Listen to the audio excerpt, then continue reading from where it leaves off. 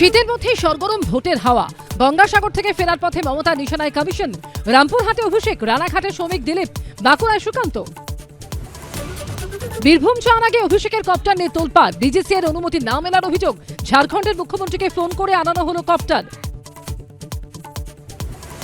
Copter বিতর্কে বিজেপির হাত দেখছেন অভিষেক। রোখা যাবে না বলে চ্যালেঞ্জ।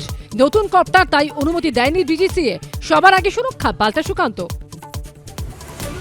বিজেপির আইটি সেলকে দিয়ে অ্যাপ তৈরি করছে কমিশন। এসআইআর নিয়ে ফের মুখ্যমন্ত্রী নিশানায় কমিশন। বুঝতে পেরেছেন সময় খারাপ, কটাক্ষ দিলীপের। দক্ষিণ 24 পরগনার পরে বীরভূম, ফের কার্যত বিরোধী শূন্য করার ডাক অভিষেকের। বেঁধে দিলেন জেতার টার্গেট। 250 আসনে তৃণমূলকে জেতাতে হবে। এসআইআরে আমি আস্তে আস্তে শুনছিলাম অমর্ত্য সেনকে হিয়ারিং এর নোটিশ পাঠিয়েছে। নোবেল জয়কেও হেনস্থার অভিযোগ অভিষেকের। সহযোগিতা করা উচিত। নামবাদের তালিকা পাল্টে দিতে পারে হেভিওয়েট কেন্দ্রের জয় পরাজয়ের ছবি। এগিয়ে আসতে পারে বিধানসভা ভোট। কমবে দফার সংখ্যা। ঘণ্টাখানেক সঙ্গে সুবল, রাত 8টা।